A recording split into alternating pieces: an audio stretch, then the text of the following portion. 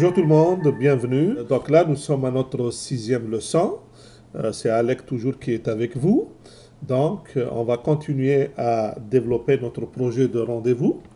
On va ouvrir notre projet. Et aujourd'hui, on va travailler sur d'autres types d'applications. Donc, dans un premier temps, on va créer ce qu'on appelle une application un peu spécifique. On va cliquer sur Nouvelle application. Donc, juste pour résumer un petit peu, on a créé des rapports, on a fait des formulaires, on a fait plein de choses. Aujourd'hui, on va parler d'applications de type onglet, ou si vous voulez, de type tab. Alors, ça ressemble un petit peu à l'application menu, sauf qu'il y a une petite différence. Parce qu'en fait, dans l'application menu, on a des options de menu. Quand on clique, l'application en cours ou bien l'application connectée à cette option de menu va s'afficher. Par contre, dans les onglets, c'est un peu différent parce qu'en fait, les applications sont tout le temps affichées et qu'on passe de l'une à l'autre, tout simplement. Donc, on va cliquer sur onglet et là, on va lui donner un nom. On va l'appeler Tabs. On va l'appeler Rendez-vous. Ok, c'est parfait. Alors vous comprendrez ici, ScriptCase ne nous demande pas de choisir une table ou une requête SQL parce qu'on n'en a pas besoin, parce que l'application anglais n'interagit pas automatiquement avec la base de données. Donc on clique sur Créer et voilà. Donc là nous avons l'application. Alors bien entendu, telle qu'elle est définie dans un premier temps, elle ne peut pas fonctionner parce qu'il faut créer des onglets. Donc on va créer un ensemble d'onglets. On va créer exactement 3 onglets. Alors, le premier onglet, on va l'appeler, donc on vient ici, on va lui donner une étiquette, on va l'appeler Rendez-vous, tout simplement. Donc on va cliquer sur Ajouter, vous voyez, donc il rajoute ici Rendez-vous. Le deuxième, ça sera Détail, Rendez-vous, on va l'ajouter. Et enfin, le dernier, ça sera historique. Historique, rendez-vous. Bon, on peut en ajouter d'autres selon le besoin, mais pour l'instant, on en a 3. D'accord? Alors, si j'exécute maintenant l'application, qu'est-ce qu'elle va me donner? Voilà, vous voyez ici, vous voyez des onglets.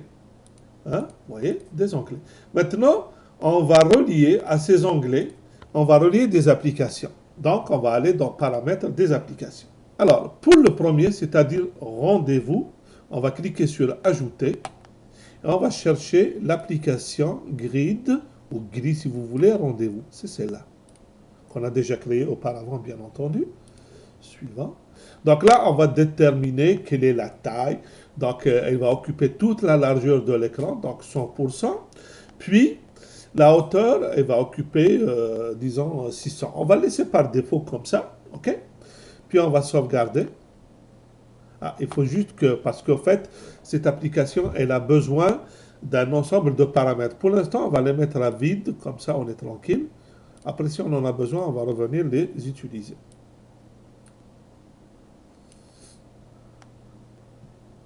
Ok, on va faire la même chose dans Détail Rendez-vous. On va aller chercher la grille Détail Rendez-vous. Donc, grid. Rendez-vous détail, c'est ça. Suivant. On va laisser la même chose. Sauvegarder. On va aller maintenant dans Historique. Et dans Historique, on va rajouter Historique. Donc, Grid. Où est-ce qu'il est? Historique, c'est celui-là. Suivant. Okay, pour l'instant, on va mettre vide parce qu'on va revenir pour donner des valeurs bien déterminées. Voilà. Donc là, si j'exécute maintenant mon application,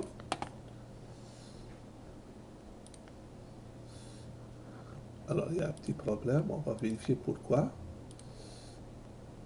Ah, ok. Bon.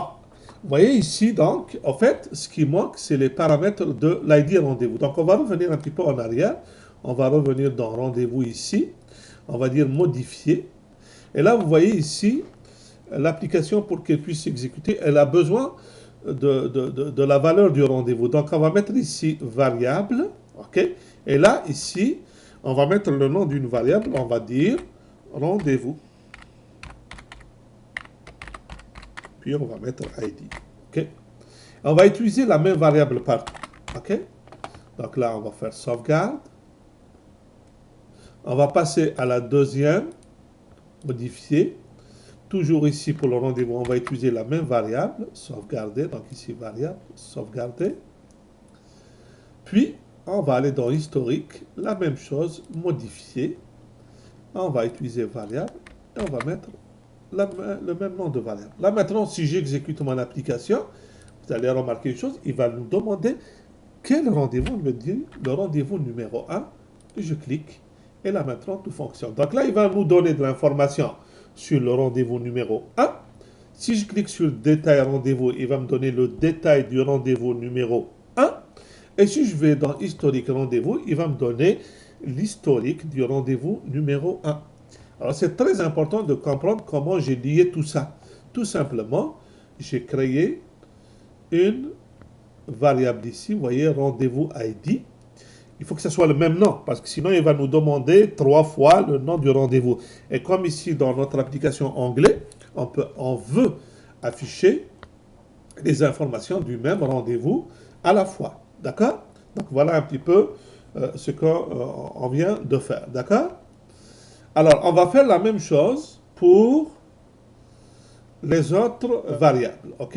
On va faire la même chose pour les autres variables. Donc, on va aller dans paramètres. On va prendre plutôt paramètres d'application. On va revenir à la première, modifier. Vous voyez ici, l'ID rendez-vous, on l'a. Le user login, pour l'instant, on l'oublie. Statut actuel. Donc là, on va rajouter encore statut actuel. OK?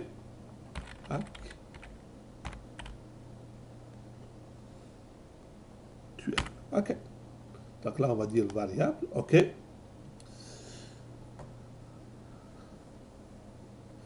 Donc on va copier ça pour garder la même chose si on en a besoin dans les autres.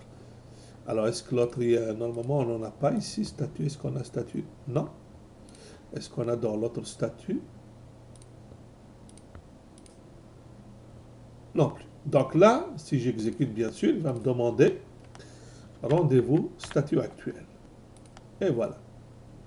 Donc là, vous voyez, il m'affiche juste les statuts qui correspondent à 1. Ici, il m'affiche la liste des détails rendez-vous pour 1 et aussi l'historique. Là, maintenant, on va aller chercher un rapport qu'on a créé déjà auparavant.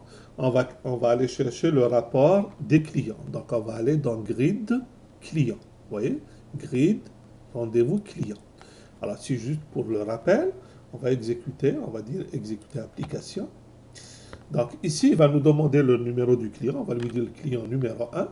Et il va nous afficher, si vous vous rappelez bien, avec une sous-requête ici, il va nous afficher tous les rendez-vous de ce client-là. D'accord? Là maintenant, on va créer un lien. On va créer un lien entre celui-là, le grid rendez-vous client, et table client. Alors vous allez voir comment on va créer ce qu'on appelle un lien à travers un champ. C'est-à-dire on va utiliser un champ. Alors pour cela, on va aller dans lien. On va aller nouveau lien. Parce que vous vous rappelez, dans les premiers cours, on a parlé de liens. On peut créer des liens à application à travers champ en capturant. Nous, on va créer pour l'instant à travers champ. Là maintenant, on va choisir. Vous voyez ici, si je reviens dans l'exécution, je suis dans un rendez-vous ici. J'ai l'ID rendez-vous, j'ai la date, l'heure. Moi, je vais faire de telle façon que quand je clique sur ce rendez-vous-là, il va m'afficher les détails de ce rendez-vous. C'est-à-dire, il va m'afficher l'onglet, l'application anglais qui correspond à ce rendez-vous-là. Donc, je vais aller ici. Je vais choisir l'ID rendez-vous. Il est là. Suivant. Et on affiche quoi? On affiche l'application qu'on vient de créer qui s'appelle Tabs. C'est celle-là. Suivant. Et là, vous voyez, il me demande de faire le lien. Oui, on va faire le lien rendez-vous avec un des rendez-vous. Statut actuel. On va voir ici statut actuel. Vous voyez donc comment on a fait le lien entre les deux. Suivant. Voilà. Alors là, on peut choisir. On va l'ouvrir dans la même fenêtre. C'est mieux, comme ça, on est tranquille. Et voilà. Là, maintenant, on va exécuter cette application. Vous voyez? Là, maintenant, je vais prendre un client quincontre numéro 1. Et là, vous remarquerez que maintenant, le ID rendez-vous, ou le rendez-vous ID, il devient cliquable. Et quand je clique, ben, il va me donner les détails de ce rendez-vous-là. C'est-à-dire, je vais voir les détails du rendez-vous, le rendez-vous lui-même, je vais voir les détails du rendez-vous, et je vais voir l'historique du rendez-vous. Donc, vous voyez comment les les quatre applications sont reliées les unes aux autres. Alors, on peut faire la même chose pour l'autre euh, rapport, c'est le rapport personnel, du personnel. Donc, on va sélectionner celui-là et on va faire la même chose. On va rajouter un lien, nouveau lien, toujours sur le champ. On va prendre rendez-vous ID. Et on va prendre la même application. Donc, on va aller dans Tabs, suivant. On va faire le lien avec rendez-vous et le lien avec statut. Suivant. Sauvegarder. Et là, on va exécuter l'application. Là, maintenant, il va nous demander le numéro du personnel. Donc, je vais mettre 1. Là, il va me donner tous les rendez-vous de cette personne-là, de la personne numéro 1. D'accord? Là, maintenant, vous voyez ici, l'ID rendez-vous, vous voyez ici, par exemple, il est planifié. Si je clique ici, vous voyez, je vais avoir les détails. Hein? Donc, la personne, c'est Isaac, c'est moi. Et là, il y a les détails du rendez-vous et l'historique du rendez-vous, toujours du rendez-vous qu'on vient de sélectionner auparavant. Donc, vous voyez comment toutes ces informations-là, enfin, tous ces rapports-là sont reliés les uns aux autres, tout simplement en faisant le bon choix au niveau des liens. OK? Donc, vous voyez un petit peu comment... Alors, là, je viens de vous montrer donc comment créer un rapport anglais. D'accord? Donc, il n'est pas très, très compliqué. Maintenant, on va passer à un autre point très important. C'est comment créer ce qu'on appelle un, un dashboard ou communément appelé en français un tableau de bord. Alors, un tableau de bord est très important parce que en fait, il permet à l'administrateur, par exemple, d'avoir une vue d'ensemble sur tout le système. D'accord? Alors, pour cela, on va créer 4 applications et on va faire représenter dans le même écran ces 4 applications. Alors, l'application, excusez-moi, l'application numéro 1, donc, on va faire une nouvelle application. Ça sera bien sûr un rapport. Okay? Alors, cette application-là, elle va prendre ces informations à partir... donc là, on va aller chercher la requête SQL qu'on utilise. Donc, voilà, c'est celle-là. La requête SQL, elle est là. Donc, en fait, elle va me donner juste le nombre de rendez-vous en cours. Donc, on va mettre ici. Et on va l'appeler, cette application, on va l'appeler grid compteur nouvelle ou bien nouveau rendez-vous. Donc, cette application, elle va juste m'afficher un compteur du nombre de nouveaux rendez-vous. Donc, vous voyez ici, select count, il va me compter le nombre de rendez-vous ID à ce compteur, donc on lui donne le nom compteur à partir de rendez-vous, mais seulement ceux qui ont le statut égal 1, c'est-à-dire les nouveaux rendez-vous qu'on vient de prendre. D'accord? On clique sur créer. Okay. Là maintenant, si j'exécute cette application, qu'est-ce que je vais avoir? Je vais avoir simplement un nombre. Voilà, 88. Ça veut dire en ce moment, j'ai 88 nouveaux rendez-vous. Alors bien sûr, on va changer un petit peu tout ça parce qu'on ne veut pas afficher toutes ces informations pour juste une valeur. Donc, on va modifier ces informations-là. Alors, la première chose qu'on va faire, on va aller ici, on va aller donc dans le rapport.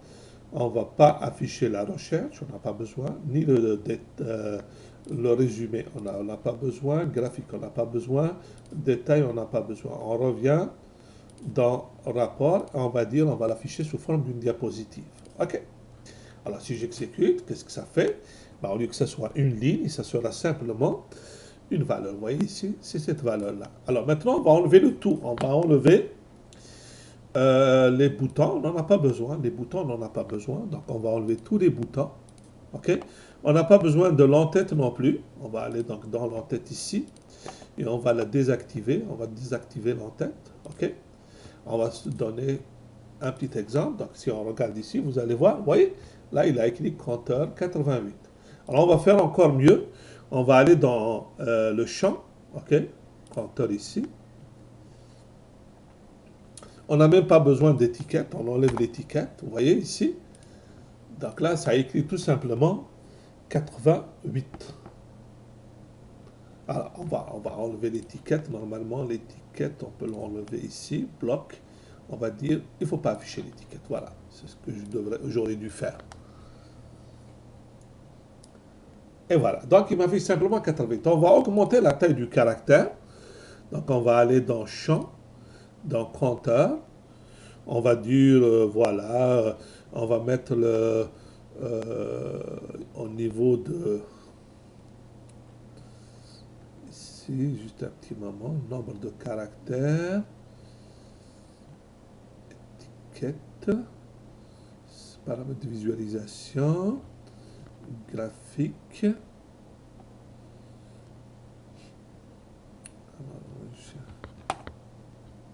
Donc là, on va mettre, on va augmenter la taille de la police. On va mettre, je sais pas moi, le maximum 48. On va mettre la style de police. Ça, on va laisser la même chose, italique, grand nombre de caractères, image de fond, saut de page, couleur de la police. On va mettre une très belle couleur rouge, comme ça. OK. Là, si j'exécute maintenant mon application, on va se retrouver avec un grand 88 qui est écrit. Et voilà, vous voyez? Alors, là maintenant, on va essayer d'enlever disons, la bordure. Alors pour cela, et là vous écoutez très très bien parce qu'on va aborder un point dont on n'en a jamais parlé. Parce que si je reviens ici, si vous regardez bien ici dans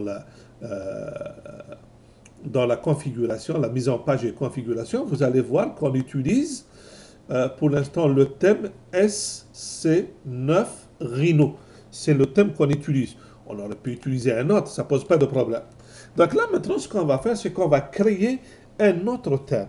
On va créer un autre thème qu'on va appliquer sur notre projet, enfin sur notre application si vous voulez. Donc je vais aller dans mise en page, CSS, ok? Là, je vais chercher dans ma liste, vous voyez, c'est le premier, d'accord? Donc là, on va enregistrer en tant que. Et là, on va lui donner le nom, on va lui donner notre thème. On va lui changer de nom. On est libre de l'appeler comme on veut. On va l'appeler notre thème. Donc, on vient de créer un autre thème qui s'appelle notre thème. On sauvegarde, d'accord? Parfait. Là, maintenant, on vient de créer un nouveau thème. On ferme ça, puis on va changer des petites. Vous voyez, il est là, notre thème, il est là. On va cliquer sur modifier. Et là, on va, vous voyez ici, vous avez un modèle. Vous voyez le modèle sous les yeux. On va essayer de le modifier. En principe, on va enlever simplement les bordures. Donc, si je vais aller dans page, est-ce qu'il y a une bordure? Non.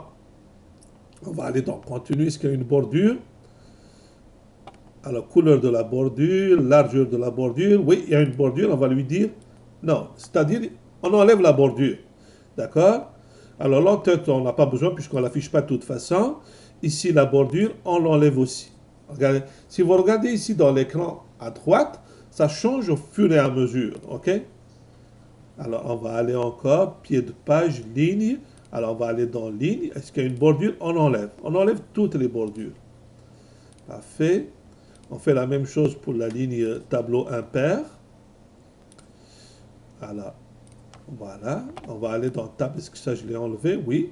Là, maintenant, je vais enregistrer. Je vais voir juste si j'ai oublié quelque chose ou non. OK. Donc là, on sauvegarde. Donc là, on vient de créer un nouveau thème. OK. Alors, je vais revenir ici dans mon grid, ici, compteur. Si j'exécute, est-ce que les bordures ont disparu? Ah oui, on a oublié un petit détail. Parce qu'en fait, ici, dans configuration, il faudrait que je choisisse le nouveau modèle. Notre-Dame. Notre thème plutôt. Là, maintenant, je réexécute. Et voilà. Donc là, maintenant, on a enlevé toutes les bordures. Donc ça, c'est juste un exemple comment créer un nouveau thème sur la base d'un ancien thème existant. Il suffit de faire une copie. Pour faire une copie, vous allez dans des applications, vous le choisissez, vous cliquez sur enregistrer en tant que, vous l'avez ici. Après, vous pouvez euh, le personnaliser à votre goût, vous pouvez changer les couleurs, la police de caractère, etc. Donc ça, on vient de terminer en quelque sorte notre première application. D'accord? Alors, on continue, juste un petit moment. On va rajouter une dernière chose. Oui, on va rajouter une dernière chose. Moi, je veux que quand j'affiche ça, le nombre ici, 88 dans notre cas, il devient cliquable. Ça veut dire que quand je clique dessus, il va m'afficher la liste des rendez-vous, le rapport de la liste des rendez-vous qu'on a créé auparavant qui est destiné à l'administrateur. Donc pour cela, je viens ici dans Lien et je vais rajouter un nouveau lien, toujours sur le champ, compteur, suivant, et je vais ouvrir Grid, rendez-vous admin qu'on a créé, ADM, qu'on a créé auparavant. Et voilà, suivant, sauvegarder. Parfait. Là maintenant, si j'exécute mon application, vous verrez que le 88 devient cliquable. Si je clique dessus, il va m'afficher la liste des rendez-vous que voit l'administrateur. Et si vous vous rappelez bien, l'administrateur, il voit le rendez-vous de tout le personnel et de tous les clients. D'accord? Il voit la liste de tout le monde. Donc, vous voyez un petit peu à quoi ça sert. Par exemple, si je clique ici, il va voir tous les rendez-vous d'Abraham et on voit les clients qui sont là. Bon, donc là, on vient de terminer notre première application. On va passer maintenant à la deuxième application et on va cliquer sur Nouveau, Nouvelle application. Ça sera un rapport. Ce rapport-là, on va l'appeler Grid, Rendez-vous, Rendez-vous, Admin, Tableau de bord. On va l'appeler TB, Tableau de bord. OK. Alors pour cela, on va utiliser une requête. Une requête est déjà prête ici. Donc là, on remonte, on va aller dans Grid, Appointment, c'est celui-là. Et voilà, je vais sélectionner ça. Je vais vous expliquer le sens de tout ça. On va la mettre ici. On va cliquer sur Créer. Voilà, on va tester tout de suite notre rapport. Et voilà le rapport. Donc, il n'est pas très compliqué. On a le personnel, les total rendez-vous, les total conclus, annulés, etc. Alors, on revient juste ici pour la requête. On va essayer de comprendre cette requête, qu'est-ce qu'elle fait. Donc, vous voyez ici, il y a un select. D'accord? On va sélectionner le nom du personnel. Et puis, ce nom du personnel-là, on va sélectionner le nombre de rendez-vous hein, de cette personne-là. Et on va le mettre dans Total Rendez-vous. On fait la même chose pour les conclus, pour les annulés, etc. En d'autres termes, je vais chercher la liste des personnes avec le total des rendez-vous par catégorie. D'accord?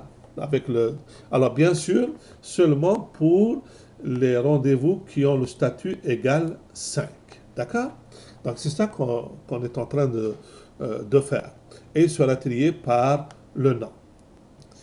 Alors, juste pour vous expliquer une deuxième fois, on a ici le nom du personnel, le total des rendez-vous, les rendez-vous conclus, les rendez-vous annulés, la moyenne d'évaluation et le total heure. Donc, c'est ce qu'on a calculé, du moins c'est ce qu'on a spécifié dans cette requête SQL.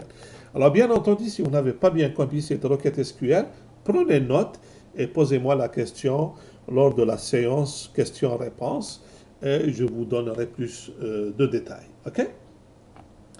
Alors, je vais aller dans modifier champ parce qu'il y a des champs apparemment qui ne sont pas. Vous voyez, le prix total, il n'est pas affiché par défaut. On va le rajouter. OK? Parce qu'on a calculé le total, on a calculé aussi le total du prix. OK?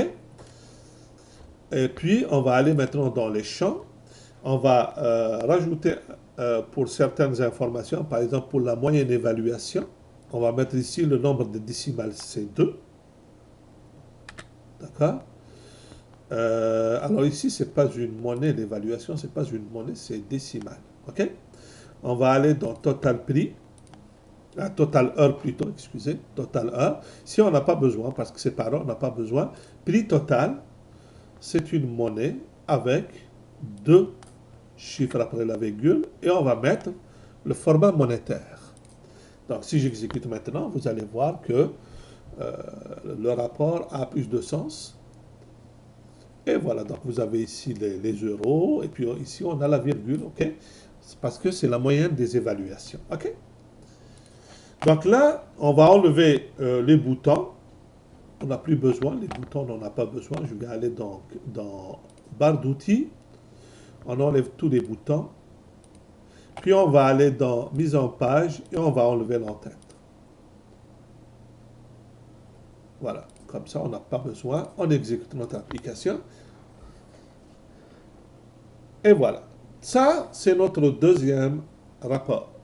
C'est notre deuxième rapport. Maintenant, on va passer à plutôt notre deuxième application. D'accord? Parce que c'est la première, c'est aussi un rapport en fait. Hein. On va créer maintenant une troisième application. Cette application, elle peut être un peu nouvelle pour vous. On va utiliser un graphique. Un graphique donc, c'est une façon de représenter les données sous forme d'un graphique. Ça peut être une courbe, ça peut être un histogramme, ça peut être des camemberts. Vous allez voir que c'est très intéressant pour faire ça. Donc, on va créer un graphique basé sur la table rendez-vous, bien sûr. On va créer un rendez-vous.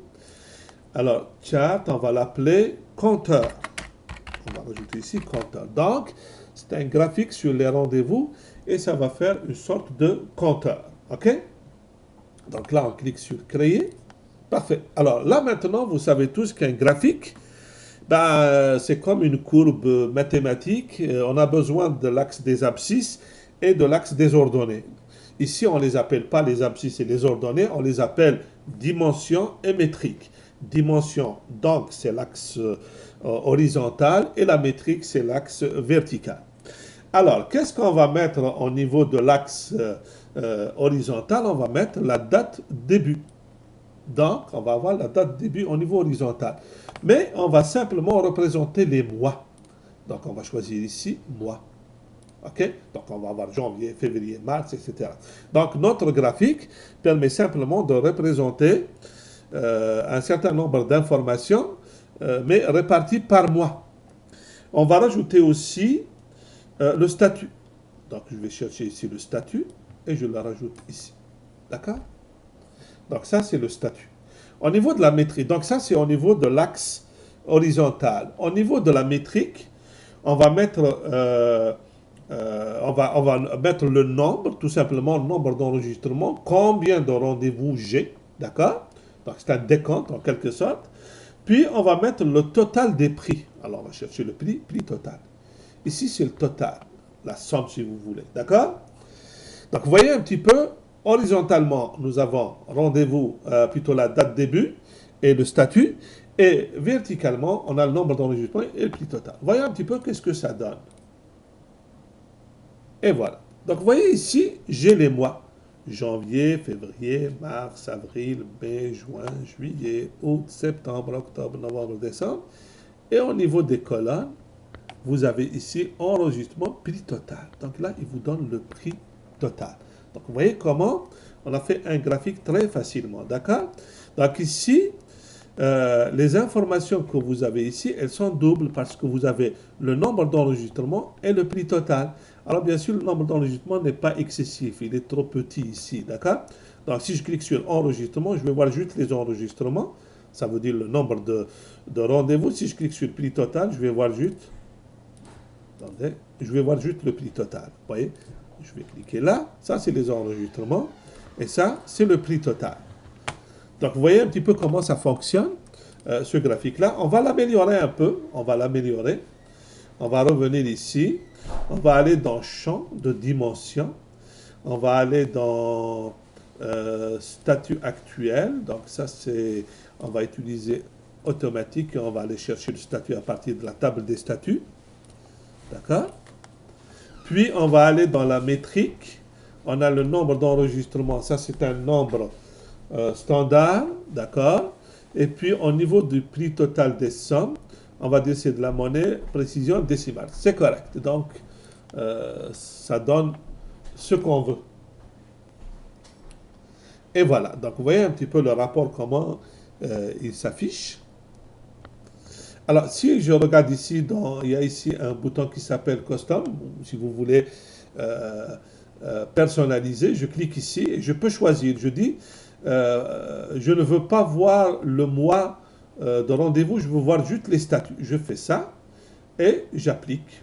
Voilà. Vous voyez, maintenant, j'ai les statuts. Annuler, attente de confirmation, conclu, enregistrer, planifier. Alors, vous comprendrez que vous ne pouvez pas représenter en même temps, dans ce type de graphique, les deux dimensions horizontales. On ne peut faire qu'un à la fois. Et il suffit de cliquer là et vous choisissez. Bon, on va prendre la date. Donc là, on a simplement plutôt le mois. D'accord? Donc, c'est un choix en quelque sorte. Alors, bien entendu, vous pouvez aussi décider que vous ne voulez pas d'histogramme, vous allez utiliser des courbes. Ou bien, vous pouvez utiliser une forme hybride, c'est-à-dire pour une donnée, ça sera graphique, pour l'autre, ça sera, disons, sous forme de ligne. OK? Donc voilà, ça permet donc de comprendre un petit peu comment on crée un graphique. Alors, pour finaliser le tout, on va simplement enlever l'en-tête, on n'en a pas besoin. Donc, je vais aller dans en-tête ici, on enlève, voilà. Et j'exécute une dernière fois pour voir le résultat. Et voilà. Parfait. Donc là, ça, c'est notre troisième application. On s'est dit qu'on allait créer combien d'applications? 4. On va créer maintenant une quatrième application. Alors, cette application, c'est toujours un graphique. OK? Donc, on va aller dans Nouvelle application. On va aller dans Graphique. Puis, on va l'appeler Chart. Rendez-vous. Moyenne. Évaluation. Donc, vous aurez compris qu'on veut représenter la moyenne des évaluations. D'accord? Et là, on va utiliser bien sûr toujours notre table des rendez-vous. OK? Créer. On va aller dans la requête SQL. On va rajouter une clause where. OK? On va rajouter une clause where. On va dire where.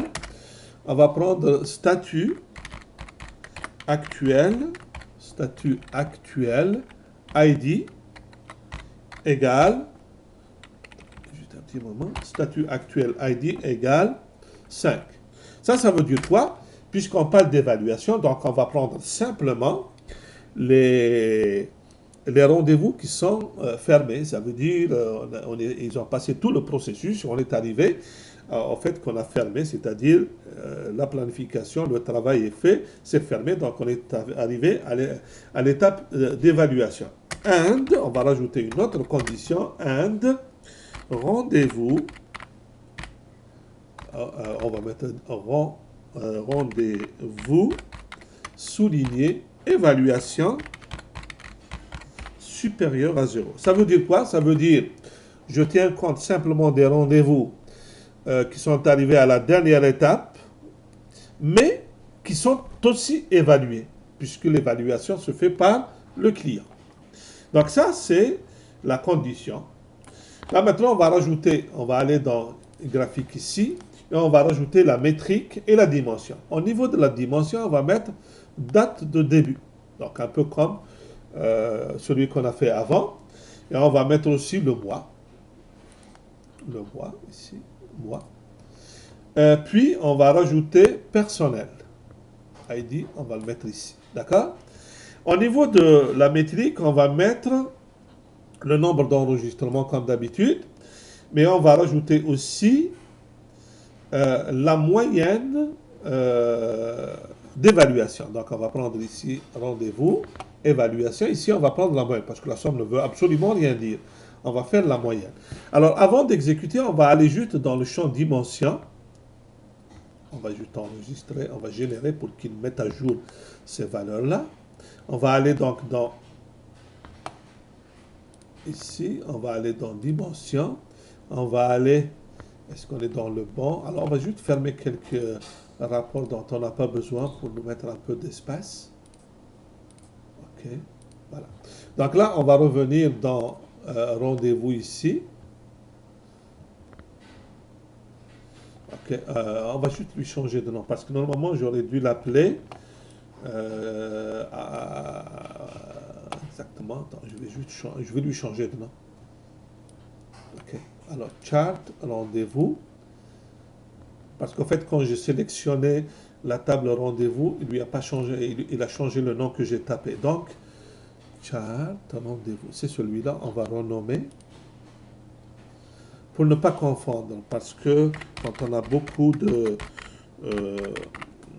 de rapports, quand on a beaucoup d'applications, on peut se tromper. Rendez-vous, on va l'appeler moyenne évaluation.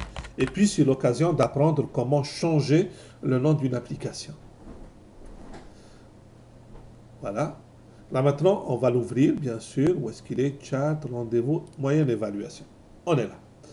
Donc là, j'ai dit que on va aller dans les champs dimension, personal ID. On va rajouter un lookup parce qu'on ne veut pas afficher le numéro du personnel, mais on va afficher le nom de la personne. D'accord? Donc, si j'exécute maintenant mon application, je vais avoir un rapport, vous voyez, donc ici, plutôt un graphique, vous voyez ici, septembre, octobre. Et là, vous avez dans la première colonne ici, d'accord? Dans la première colonne, on a les enregistrements. Donc, en tout, on a 4 évaluations. Ici, on a la moyenne, c'est-à-dire, quand on a fait l'évaluation, la moyenne, c'est 3. Par contre, en octobre, on a 3 évaluations et la moyenne, c'est 2. Alors, je vais juste vérifier une chose. Je reviens ici, je vais aller dans champ métrique. Je vais aller dans nombre d'enregistrements, rendez-vous. Ça, c'est la moyenne. On va juste rajouter ici que c'est en décimale. Et on va mettre 2 chiffres après la virgule. Oui, parce que la moyenne, des fois, ça génère des chiffres après la virgule. On ne sait jamais. Et voilà. Bon, là maintenant, ce que je vais faire, c'est que je vais aller dans personnalisation. Je vais dire, je vais avoir juste la liste des personnes. Donc là, je fais ça. Et vous allez voir que maintenant, c'est Abraham, Isaac, Jacob. D'accord? Et on a des évaluations pour chacun. Donc pour Abraham, il y a eu 4 rendez-vous. La moyenne d'évaluation, c'est 3. Pour Isaac, c'est 2 et 3. Pour Jacob, il y a eu une seule évaluation. La note, c'est 2. Donc, vous voyez un petit peu comment on fait ce genre de graphique. Alors maintenant, on va faire une dernière chose. On va aller dans mise en page, en tête de page, et on va dire, on ne veut pas voir l'en-tête. Donc là, on vient de créer 4 applications. Ces 4 applications-là, on va les visualiser d'un seul coup. Et pour cela, on va créer une application spéciale qui s'appelle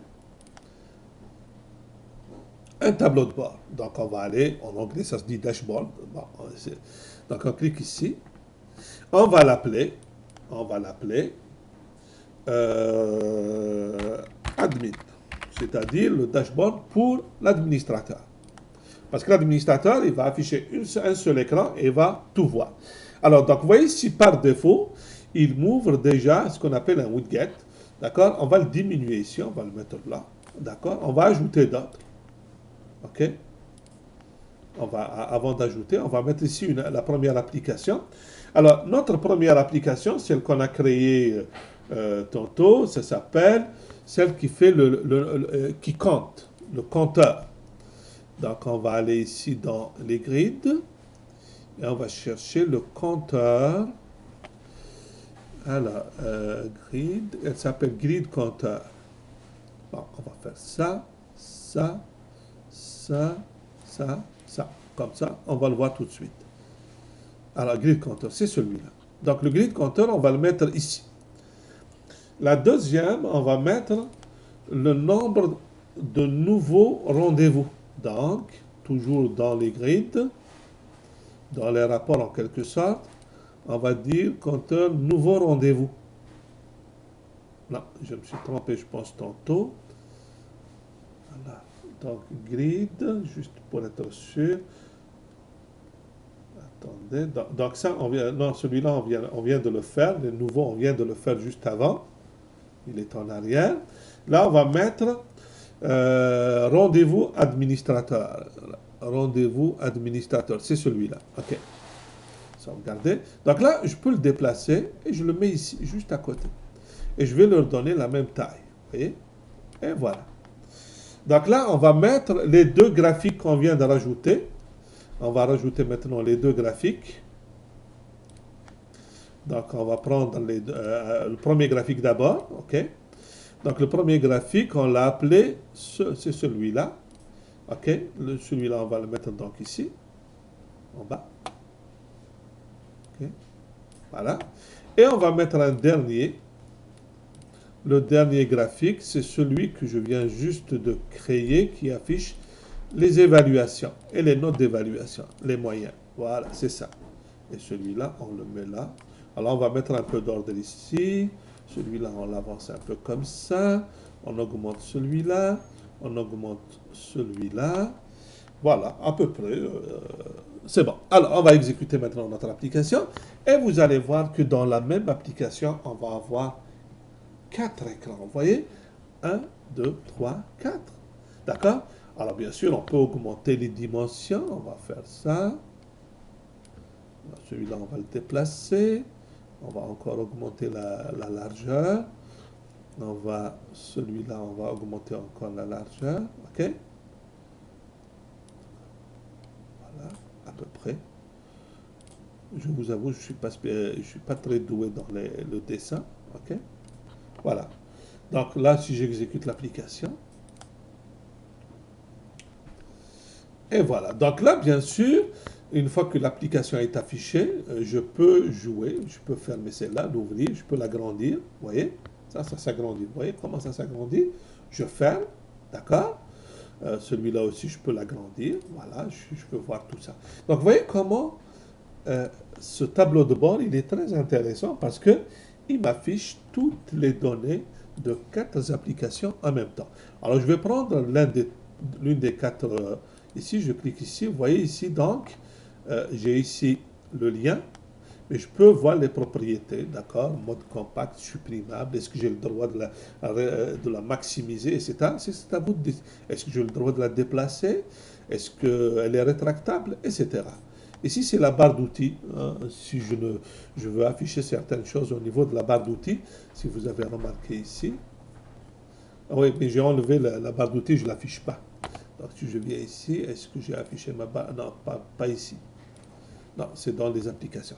Donc, vous voyez un petit peu comment on vient de créer un dashboard, ou bien ce qu'on appelle communément un tableau de bord, qui permet d'afficher en même temps 4 applications. Bien sûr, on pourrait afficher d'autres applications.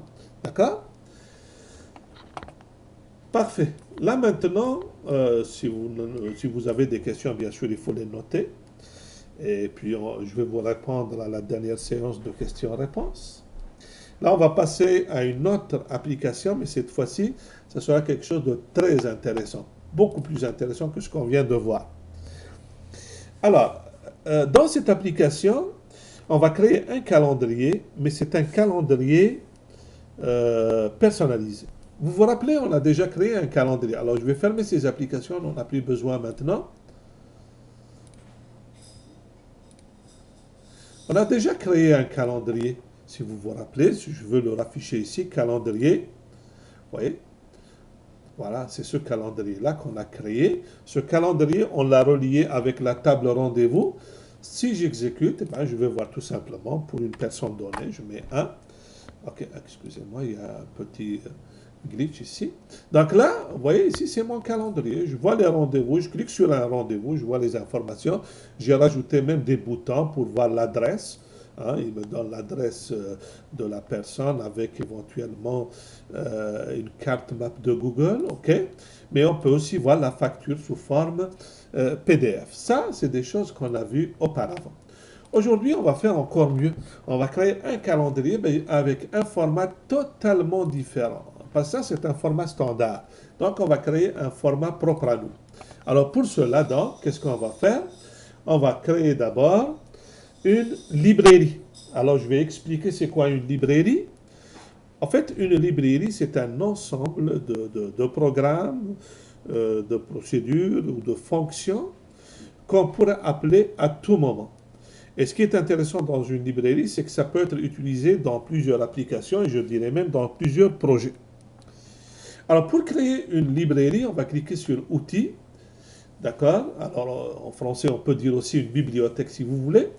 On a deux types de bibliothèques. On a les bibliothèques internes et les bibliothèques externes.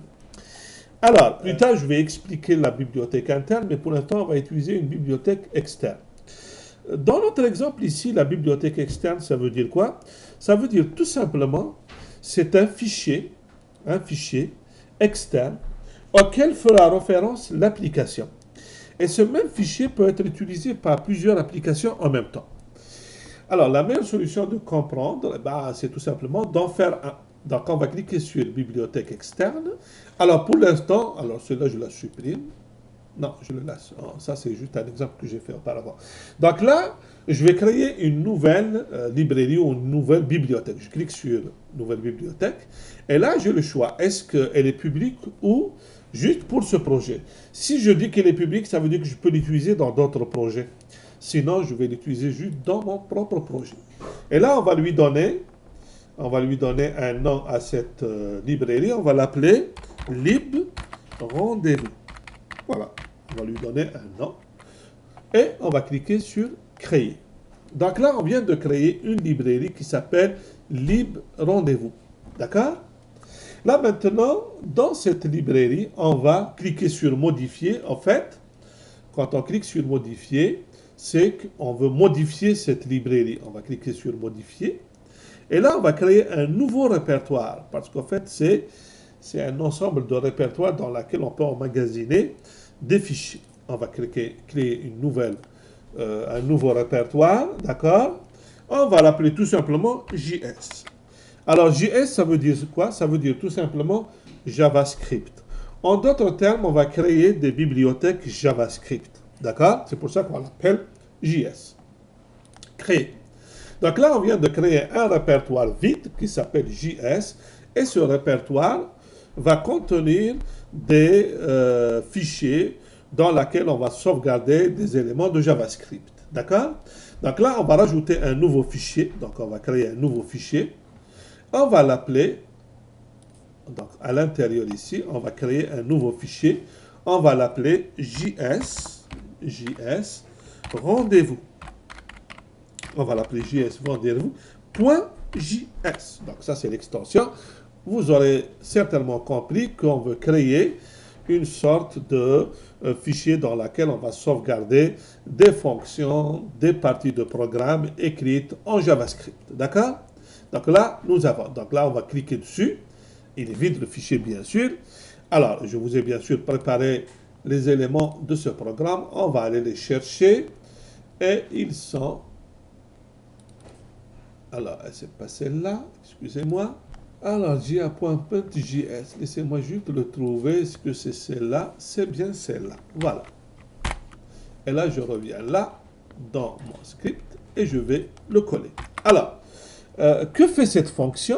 Cette fonction, tout simplement, elle réagit.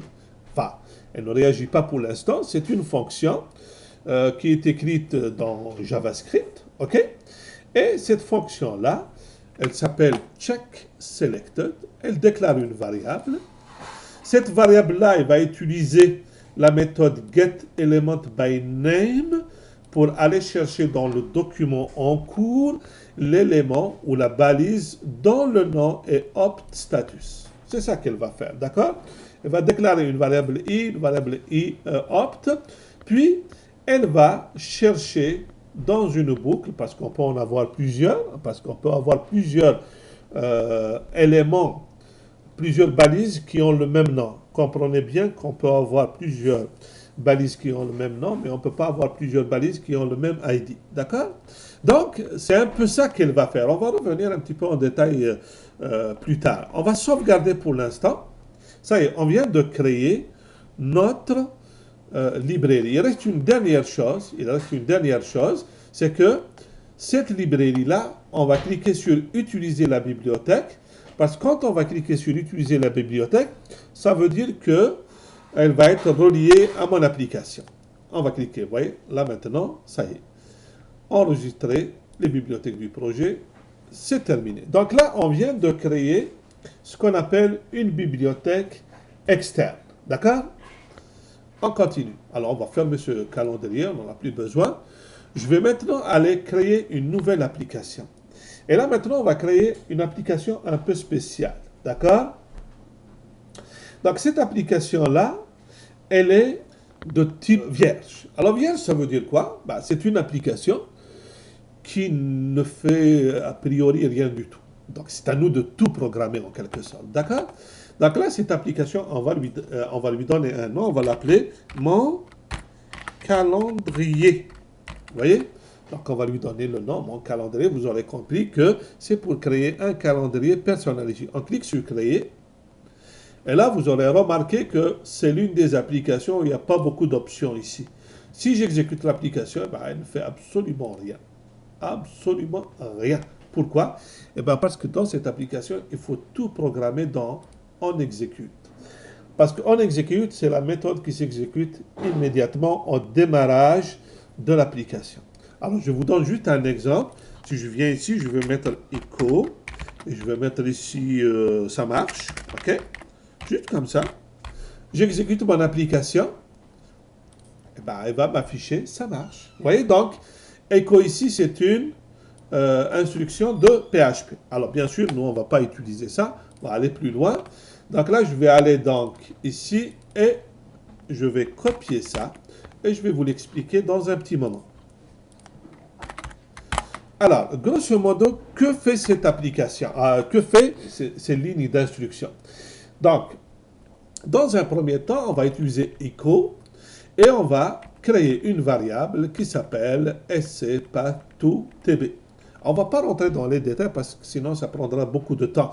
Je vais juste vous expliquer d'une façon globale, mais s'il y a des choses que vous voulez approfondir, prenez des notes et on va passer à la prochaine séance quand on va, plutôt je vais vous répondre à la dernière séance, donc questions-réponses, mais vous pouvez aussi m'envoyer les questions et je ferai un plaisir de vous répondre. Donc ici, vous voyez, echo, on va simplement écrire la balise script dans la page qui va s'afficher.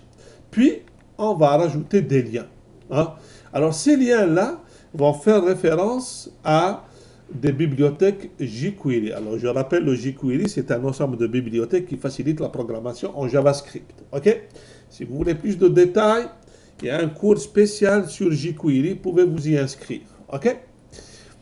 Donc, vous voyez par exemple ici, c'est là qu'on fait appel à la bibliothèque jQuery. Alors, là maintenant, à ce niveau-là, on termine la partie PHP. On aurait pu continuer avec des ICO, mais ça prendra beaucoup de temps. Donc, qu'est-ce qu'on fait? On va utiliser la balise point d'interrogation supérieur pour fermer la séquence PHP. Alors, quand on ferme la séquence PHP, on ouvre une autre séquence. C'est ce qu'on appelle la séquence HTML. Donc, à partir d'ici, on est dans le monde du HTML. Alors, pour cela, il y a une balise style. Celle-là, elle permet tout simplement de définir un ensemble de styles. Un style pour le corps de la page, donc body. Un style pour l'ID calendar, etc. On ne va pas rentrer dans les détails jusqu'ici. Donc là, on termine notre balise style. Puis on commence une autre balise qui s'appelle script. Donc ici, on va se retrouver avec du JavaScript et éventuellement l'utilisation de jQuery. OK? Donc, grosso modo, par exemple, ici, donc c'est l'instruction de jQuery, ou bien on appelle le sélecteur document, et on va dire quand la page est totalement affichée, donc c'est ça, le sens de ça, qu'est-ce que je fais? Eh bien, je fais tout ça, d'accord? Donc, j'appelle la méthode full calendar pour remplir l'entête, pour remplir les boutons. Donc, tout ça va se faire automatiquement, d'accord? Elle va se faire automatiquement. Donc, on est là dans la séquence qui va s'exécuter quand la page sera totalement affichée. Là, c'est la fin de notre séquence script Java, d'accord? Alors, ici, vous allez remarquer qu'il y a une autre ligne qui permet d'afficher la ligne qui permet de rajouter une séquence Java, mais à partir de la librairie qu'on vient juste de créer. Vous vous rappelez? Lib rendez-vous, JS rendez-vous. Ça, c'est la librairie ou la bibliothèque qu'on vient de créer. En fait, cette ligne est rajoutée automatiquement quand on a cliqué sur le bouton « Utiliser cette bibliothèque ». C'est à ce moment-là que cette ligne est rajoutée automatiquement. Puis, là, on est dans une séquence purement HTML, ok? Donc, on a la balise form avec son ID, et puis on a un ensemble de input, de type checkbox, etc., dans lequel on a les noms ou les désignations suivantes ouvert, planifié, annulé, etc. Et pour chacun des inputs, si on clique dessus, on va exécuter la méthode JavaScript calendar.reload. Calendar.reload. Et là, si je remonte un peu plus bas, vous allez le voir, le calendar.reload, c'est celui-là, d'accord? Donc, à chaque fois, quand je clique sur un des checkbox, il va exécuter cette séquence-là, ok? Et enfin, on a ici un div. Ce div-là, il est vide pour l'instant. Son ID, c'est calendar, ok? Il est vide, mais en réalité, il sera rempli automatiquement par la méthode full calendar qui sera appelée. La méthode full calendar qui sera appelée. Vous voyez? Cette méthode-là, elle existe déjà dans nos routines et nos programmes jQuery. On ne va pas rentrer dans les détails, mais ça permet donc de remplir notre page web. Alors, on va tester et on va voir qu'est-ce que ça donne. On va exécuter l'application. Et voilà. Vous voyez qu'est-ce que ça donne? Ça m'affiche un très beau calendrier. Vous vous rappelez des boutons ouverts, planifiés, annulés? Ils sont là. D'accord? Et là, il m'affiche tous les éléments du calendrier. Mais pour l'instant, le calendrier est vide parce que je dois maintenant aller dans la base de données, récupérer les données à partir de la base de données et les afficher à la bonne position. Pour cela, on va utiliser une autre application. On va cliquer sur Nouvelle application. D'accord? On va dire Vierge. On va l'appeler JSON. On va l'appeler JSON. OK? Et on va cliquer sur Créer. D'accord? Donc, c'est une application vierge. Donc, c'est un peu la même chose que mon calendrier. On va aller dans Exécuter. Là, on va maintenant insérer le onExecute de cette application. Et je vais vous expliquer bien entendu. Voilà, je viens ici. Alors, regardez bien. Donc, dans cette partie, on va créer d'abord une requête SQL qu'on va mettre dans une variable. Cette requête SQL, elle va tout simplement aller dans la base de données et récupérer l'ensemble des rendez-vous qui correspondent à cette condition-là. Bien sûr, cette condition n'est valable que si je reçois par un appel POST une information. Pour l'instant, on peut oublier ça. Puis, on va faire un SLOOKUP. On va récupérer toutes les données. Ça veut dire que je vais récupérer l'ID du rendez-vous, le statut, la description du statut, le nom de la personne. Donc, ici, c'est non. Il y a une erreur. Ici, c'est non. OK. Début, fin. Ici aussi, il y a des erreurs. Heure. OK. Ici, c'est heure. Parfait. D'accord? Une fois que j'ai récupéré toutes ces informations-là, d'accord, je vais déterminer la couleur, ok, en fonction du statut. Le statut, je vais déterminer la couleur. Si le statut c'est 1, je vais mettre cette couleur. Si c'est 2, je vais mettre cette couleur. Et à la fin, je vais mettre toutes ces informations-là dans un tableau. D'accord? Donc, ce tableau-là va contenir autant de lignes que d'enregistrements que j'ai récupérés à partir de la base de données. Et à la fin, qu'est-ce que je fais? Je fais un echo. Et puis, j'affiche ce tableau-là. On va l'exécuter pour voir qu'est-ce que ça donne. Vous allez être étonné. Ça ne va pas vous donner... Voilà ce que ça vous donne. C'est mon tableau. Vous voyez ici, j'ai le ID, c'est 29. Le titre, c'est Robert. Début, c'est-à-dire à quelle heure ça commence, c'est le 14 octobre. À quelle heure ça se termine, etc. Donc, j'ai toutes ces informations-là qui sont dans un tableau.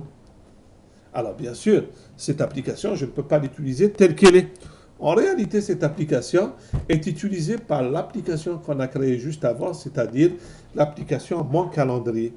Et si vous allez dans la méthode Full Calendar qui est là, d'accord, cette méthode-là, ok, elle a besoin justement de ces informations-là. Vous aurez remarqué ici, vous avez Events, Events étant une propriété de notre calendrier, et il va aller chercher à partir de l'application JSON, JSON.php, il va récupérer les données. Il va récupérer le tableau qu'on vient de voir. Et une fois que le tableau est récupéré, il sera matché avec le calendrier et vous aurez le résultat suivant. Vous voyez, là maintenant, j'ai des rendez-vous. Bon, il y a un rendez-vous ici, excessif de 8h jusqu'à 18h, mais vous avez des rendez-vous. Si je reviens, je l'écris par mois, vous voyez, là maintenant, on voit les rendez-vous. Si je reviens en arrière, vous voyez, j'ai plein de rendez-vous, vous voyez, et voilà. Donc, vous comprenez un petit peu comment on vient de faire, on vient de créer une application de type vierge, mais qui m'affiche des rendez-vous. Ok, qui m'affiche des rendez-vous. Donc, si je clique par exemple ici, vous voyez, il va m'afficher, hein, il va m'afficher une application qui me permet de créer un autre rendez-vous. D'accord? Si maintenant je clique sur un rendez-vous existant, et vous allez voir que j'ai les informations de ce rendez-vous lui-même. Alors, comment il fait ça? Ben, tout simplement, si on revient ici dans mon calendrier, vous allez voir qu'il y a ici, d'abord, quand on clique sur un rendez-vous, sur une case, il va faire certaines vérifications. Par exemple, il va vérifier si le jour du rendez-vous est un jour férié, etc. Dans ce cas, il va vous dire rendez-vous, on va changer ici, on va l'écrire en français, rendez-vous non autorisé. Rendez-vous non autorisé, d'accord? Sinon, si le rendez-vous est autorisé, là, dans ce cas, il va appeler l'application forme rendez-vous qu'on a créée auparavant.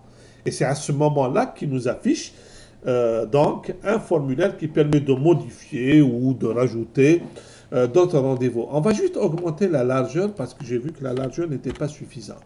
Alors, il y a le deuxième cas ici, c'est la même chose. On va rajouter la largeur. On va mettre 800 pixels, ok? Voilà. Là, maintenant, si j'exécute mon application, si je veux rajouter un rendez-vous ici, il va me dire non, rendez-vous non autorisé parce que c'est une journée fériée. D'accord? Si maintenant je clique là, il permet de créer un autre rendez-vous. Si je clique ici, vous voyez ici, eh bien, le rendez-vous de la personne Abraham, donc il me donne les informations du rendez-vous que je viens de créer. Alors, si maintenant je change, je dis, bon, le rendez-vous n'est plus à 10h, il est à 11h. OK? Jusqu'à midi. Alors, on va changer les horaires. Et là, on enregistre, je quitte. Alors, juste un petit moment, je pense qu'il y a une petite erreur. Alors, donc là, si je mets 11 heures, et là, je mets midi. OK, j'enregistre. Parfait. Là, si je reviens, vous voyez bien, le rendez-vous n'a pas changé. OK, il ne s'est pas déplacé. Alors, si maintenant, je mets, vous voyez, là, maintenant, il a changé. Attendez, je vais juste vérifier. De 11h, heure début, heure fin. Il y a une petite erreur ici. Parce que ça ne commence pas à 8h, ça commence à 10h. Laissez-moi vérifier pourquoi. Donc, en fait, il y avait une erreur quand je fais le copier-coller. Je viens de corriger l'erreur. Donc, je reprends mon exécution. Voilà. Donc là, si je reprends toujours mon rendez-vous d'Abraham, je vais encore le déplacer à midi. OK? Donc, midi. Et là, on va faire 14 heures. OK? J'enregistre.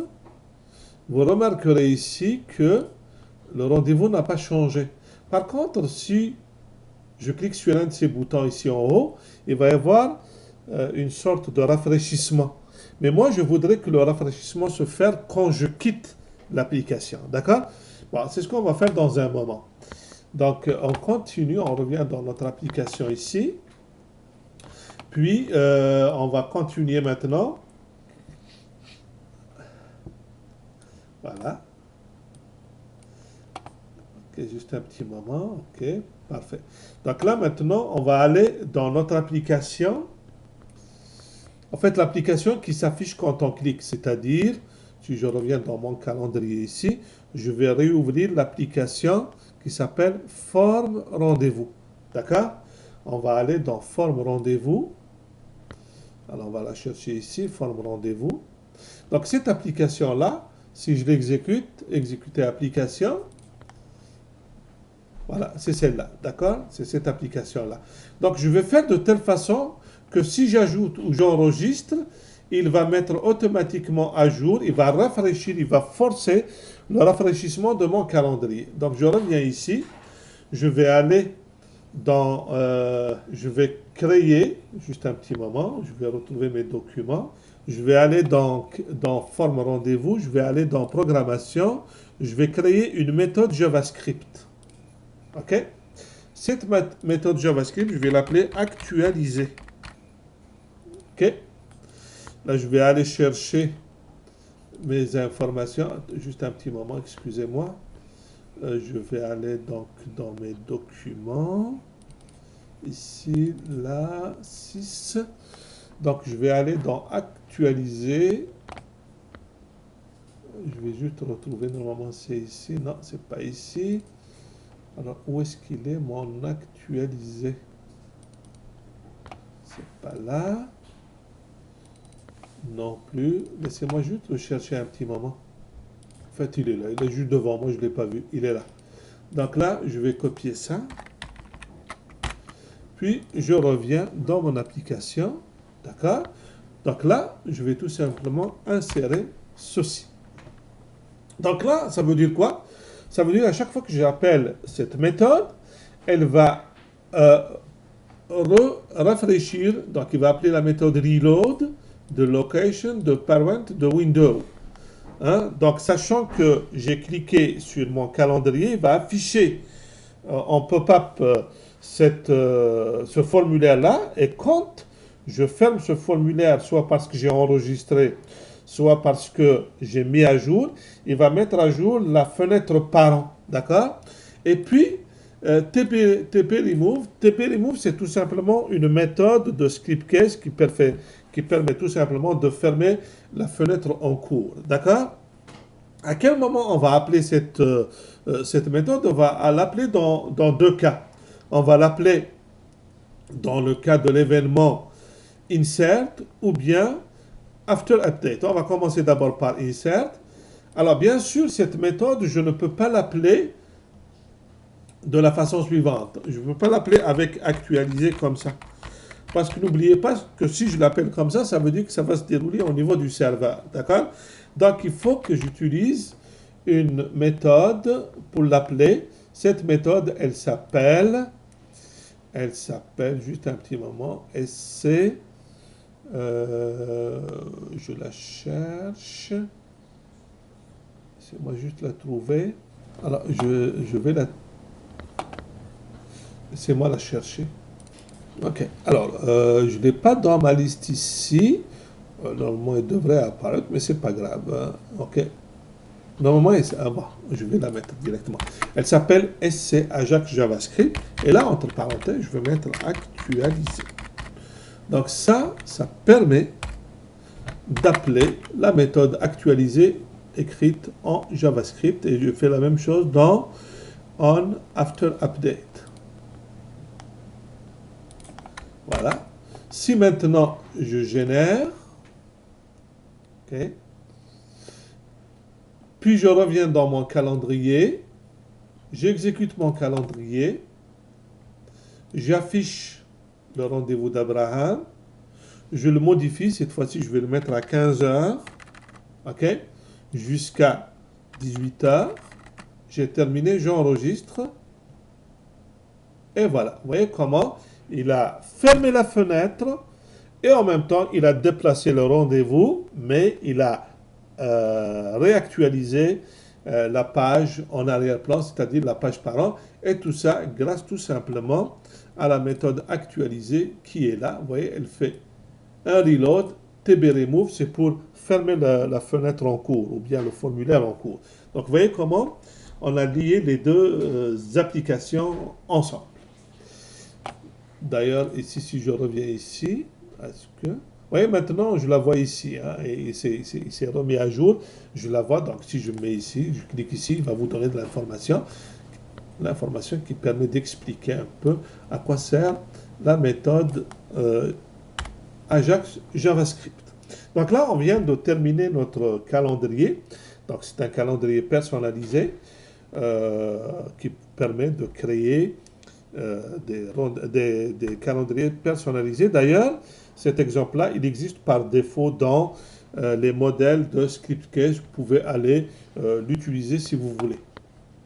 Alors, là, on a presque terminé. On arrive à la dernière étape. On va juste créer une application simple, d'accord, pour le menu, d'accord. On va aller dans Nouvelle application.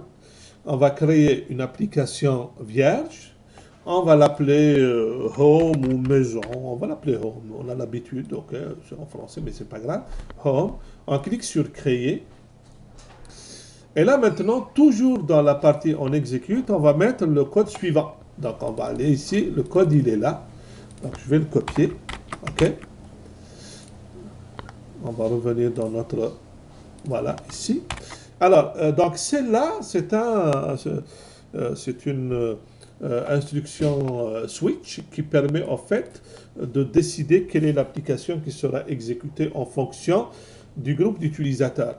Alors, je répète encore une dernière fois, que toutes ces applications qu'on a créées depuis le début sont en train de s'enclencher, de s'encadrer, de s'interagir les unes après les autres pour créer un cheminement général. Donc, je vais dire, selon la variable du user group, c'est-à-dire le groupe d'utilisateurs. Et on a vu dans notre base de données que le groupe des utilisateurs, je vais vous faire un petit rappel. Donc, si je viens ici dans le groupe des utilisateurs, on a combien de groupes? On a administrateur, client, personnel. D'accord? Donc, c'est 1, 3 ou 2. Donc, selon cette valeur-là, si c'est égal à 2, ça veut dire que c'est le personnel qui vient de se connecter. D'accord? Donc, on va afficher le calendrier des rendez-vous du personnel. D'accord? Si maintenant c'est 3, ça veut dire que c'est le client. OK? Ça veut dire que c'est le client. Donc, on va afficher automatiquement. Vous voyez ici, c'est le client. Le 3, c'est client. Donc, on va afficher automatiquement grille de rendez-vous client. Si par contre, c'est l'administrateur, on va afficher... Alors, on va juste voir comment il s'appelle le grid de l'administrateur. ADM, grid rendez-vous ADM. C'est ça qu'on va afficher. Grid. Alors, on va faire copier. On vient ici. On va mettre ADM. ADM. OK? Et voilà. Il n'y a pas de paramètre puisqu'on ne spécifie pas le nom du client. Donc là, je vais exécuter. Là, il va me demander c'est quel groupe. Je vais lui demander, alors je vais juste me rappeler le groupe 1. On va commencer par l'administrateur. On va mettre 1. Donc si je mets 1, là je n'ai pas besoin ni de mettre le code du personnel ou ni le client. On fait ça et j'ai automatiquement les rendez-vous que doit voir l'administrateur. Donc il va voir tout le monde. D'accord? Je réexécute une deuxième fois. Cette fois-ci, je vais mettre 2. Alors, si vous vous rappelez bien, enfin, 2, ça veut dire le personnel. Là, je suis quand même obligé de mettre le numéro du personnel. Je clique sur ça. Alors, on va juste enlever ce... Pourquoi il m'affiche? On va aller dans personnel, on va aller dans grid rendez-vous client. Alors, ici, c'est... attends, on va juste un petit moment, je vais vérifier. Calendrier rendez-vous personnel, c'est bien ça. C'est dans personnel. Alors, si je clique ici, je dois avoir ajouté à un certain moment quand on faisait les tests, un bouton alerte ou quelque chose du genre. Est-ce que Nous sommes ici dans... Alors, laissez-moi juste vérifier quelque chose. J'exécute. Je choisis 2. Donc, 2, c'est personnel. 2, 1. OK. Donc, 2, 1. Si je choisis 2, 1, ça veut dire calendrier rendez-vous personnel. Ça veut dire c'est ici. Alors, je vais juste vérifier s'il n'y a pas un. OK, c'est bon. Laissez-moi, je vais chercher ça. Bon, je vais réexécuter mon application, donc, menu, d'accord, tel que je l'ai expliqué. Donc là, si je prends 3, le personnel, on n'a pas besoin, je mets 1. Il va me donner les rendez-vous de ce client-là. Donc, voyez un petit peu comment on vient de faire plusieurs applications qui s'intègrent et s'imbriquent les unes dans les autres. Voilà, ceci termine la séance d'aujourd'hui. J'espère que ça vous a plu et que vous avez pris beaucoup de notes, beaucoup de questions. Et puis, je vous donne rendez-vous à la prochaine leçon et éventuellement en temps réel à la séance de questions-réponses. Je vous remercie et à la prochaine.